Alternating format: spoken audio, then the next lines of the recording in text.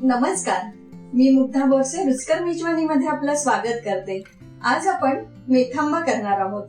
कैरीचा season आहे, मार्केटमध्ये खूप साऱ्या कैऱ्या आल्या आहेत, खूप प्रकारच्या कैऱ्या आल्या आहेत। आज आपण मेथांबा करूया। मेथांबा करता लागणारे साहित्य मी सांगते। ह्या पाव किलो कैरीचे मी चांगले सालं काढून घेतले आणि अशा बारीक फोडी केल्या आहेत। कैरीच्या अर्धा गुळही चांगला बारीक करून घेतलाय।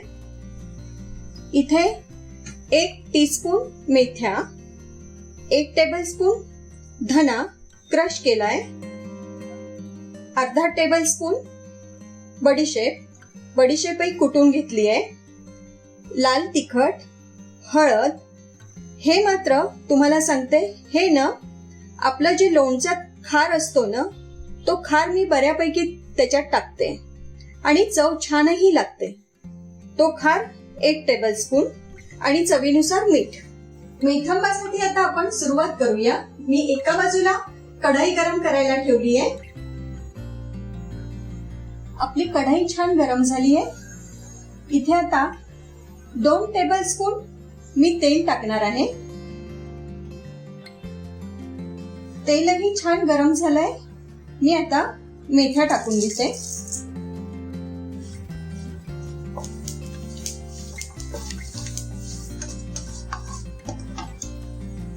धना क्रश केलेला तोही टाकून घेणार आहोत।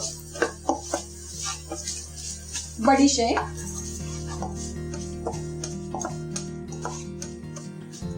आता लगेच आपण हा जो लोणच्याचा मसाला केलाय ना, तो टाकणार आहोत।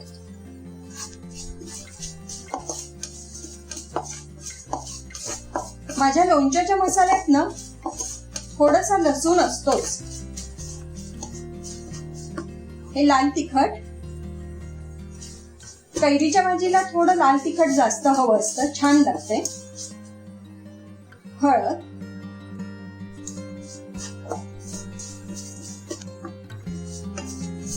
मसाला छान फ्राय झालाय। आता मी ही कैरी त्याच्यात टाकते।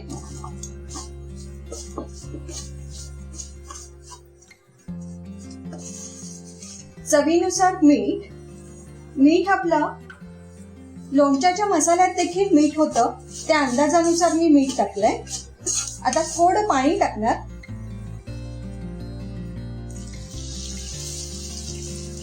जवळपास अर्धा कप पाणी होतं हे।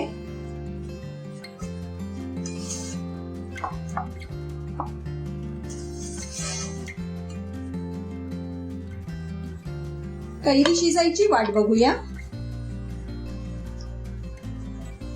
वाव, छान झाल्यात आपल्या कैऱ्या। आता आपल्याला त्यामध्ये लगेचच गूळ टाकायला लागेल।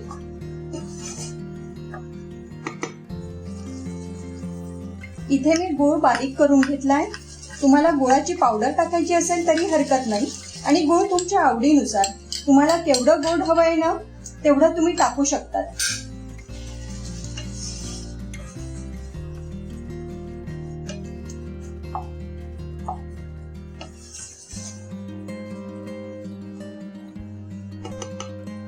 आता पुन्हा 5 मिनिटं आपण झाकण ठेवूया।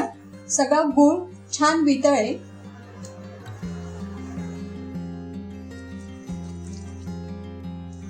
छान झालाय आपला मेथांबा, फक्त थोडा घट्ट करायला हवा।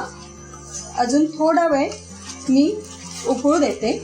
आता झाकण लावणार नाही, आता कैऱ्या पूर्ण शिजल्याय। छान आपला मेथांबा तयार झालाय आता, आणि तो मी सर्व करून घेते। आपला मेथांबा तयार आहे। अशा चटपटीत रेसिपी करण्यासाठी बघत रहा रुचकर मेजवानी।